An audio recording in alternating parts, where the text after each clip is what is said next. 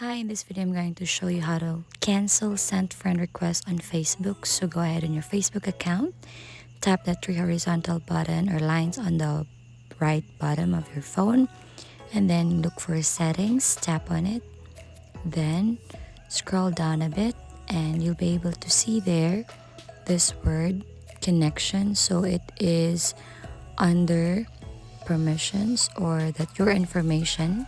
So tap on activity log. So you'll be able to find there your connections. Just scroll down and you'll find a lot of options. Under profile information, you'll be able to see connections. Then tap on it.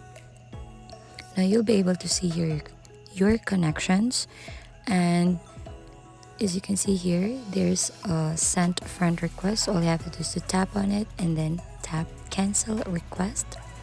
Then your request will be canceled and that won't appear anymore if we will go back to this main page. I'm just going to refresh it a bit, and then let's go back to connections and then send friend request, and let's check.